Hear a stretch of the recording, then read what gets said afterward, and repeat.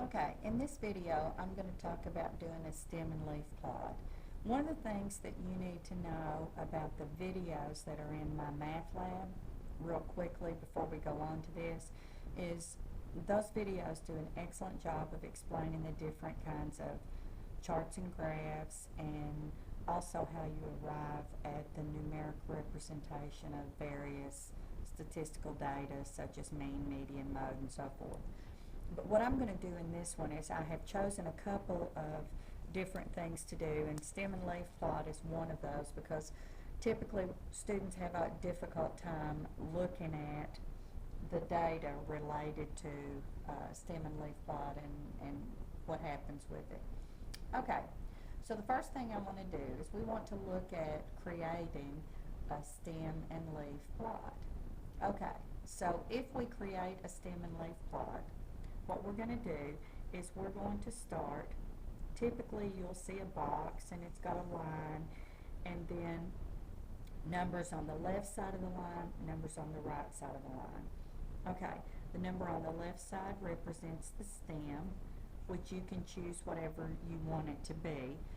The number on the right side represents the leaf. Okay, so there are two things that you need to know. You need to be able to look at the smallest number and the largest number in this set of data. Now for this set it's really easy because you can actually look at a small list and identify that the smallest number is 15, the largest number is 113. So then identify everything in between, okay? So that we could start and make a list, but it's easier if we do it this way.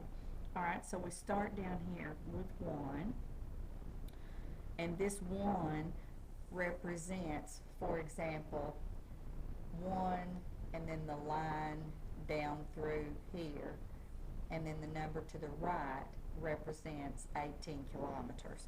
So the data that I have here is the speed of 13 animals that don't have hooves in kilometers per hour. Alright, so I'm starting with this one and I'm just going to keep check here. Alright, the next one in my list would be 19. So what I need to do is everything that has a stem of 1 or 10, because that's what this represents over here, I'm going to put in this list. And I'm going to put a 5 and a 9. This represents 1, 5. This represents 1, 9. Okay, then after the 1 comes a 4. Alright, so that I have a 4, 0. Oh, no, here, I've skipped one. 2's the next one. So then I have a 2, 4. And I try to line my numbers up as I'm doing. Okay, then we get to the 4, and with the 4 we have 3 numbers that have a stem of 4, and then we have a 4, 0, and 2, 4, 8s. So I have to put those down twice because there are 2. Alright, then after the 4 comes a 5, and I have 2 5s, and they're both 56. So I'm going to write down 2 leaves of 6. Then I have 6s. I have a 63 and a 68. So 3 comes first, and then 8. And I also have a 69. Okay. Then my next number that I have is an 81. And the very last one that I have is 113. Now, 13 doesn't go over here. The leaves will only actually always go 0 through 9. But on the left-hand side, I'm going to use the 11 as my stem, and then my leaf is 3. Okay, so this gives me a real quick organization of my data. So I've got this, and I can put it in a small space. Now, if I had 50 numbers here, I could still put all that in a small space because I just have those numbers represented out beside there. Now, so I want to look at identifying the mean, the median, and the mode. So let's take a look at this. And let's look and count our number of data items that we have. we have 1, 2, 3, 4, 5, 6, 7, 8, 9, 10, 11, 12, 13. So I have 13 pieces of data. So if I wanted to look at the middle piece of data, or the median, I want to think about dividing this by 2. So if I divided 13 by 2, I actually end up with 6.5. So, in other words, I have 6 pieces of data down here, then I have a median in the middle, and then I have 6 pieces of data up here. So all I need to do is count 6 pieces of data either way. So 1, 2, 3, 4, 5, 6. Alright, 1, 2, 3, 4, 5, 6.